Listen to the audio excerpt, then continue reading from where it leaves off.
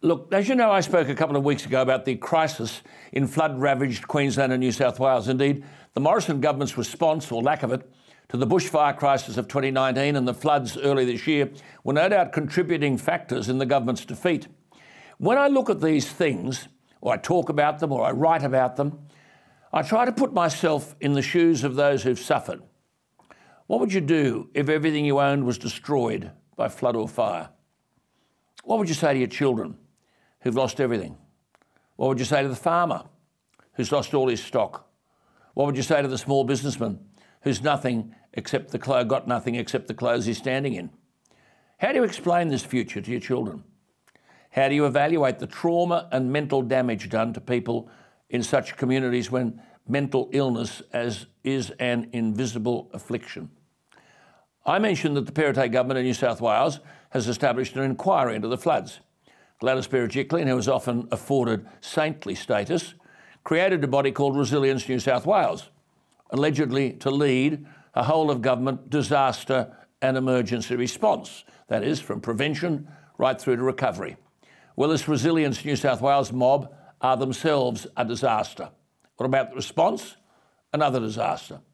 The mob is headed by Shane Fitzsimmons, who was formerly the boss of the New South Wales Rural Fire Service, but more often than not seen in a starched shirt and fancy epaulets. Many of these people caught up in the flood disaster got $1,000 an adult and $400 per child. That was the starting allocation. But this outfit, Resilience New South Wales, have an annual budget, are you with me? $777 million. The state member for Lismore is Janelle Saffin. She told the inquiry last week that Resilience New South Wales was, quote, institutionally incapable of doing the job. Now, Janelle Saffin won't mind me saying this, but she's 67 years of age. At the height of the flood in Lismore, she and two friends were on the veranda of a home, quote, hanging sort of, she said, on the rafters, and the water was coming up too quickly to stay inside. She said, and I quote, there were three of us, and at some point it was swim or we go under. And I said, come on, we're in. They dived in. The trio managed to make their way to a tyre, wedged under a tree, and they hung on for dear life, 67 years of age. Amazingly, their mobile phones were working. Janelle saw two people trapped in houses, one a woman who was screaming.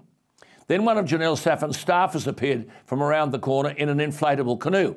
Janelle Saffin, hanging on to a tyre under a tree for dear life, said, we're all right, you go for them. Janelle Saffin, helped out another neighbour. They got him into the canoe and got him to safety. My point is, I think this marvellous woman is entitled to be listened to.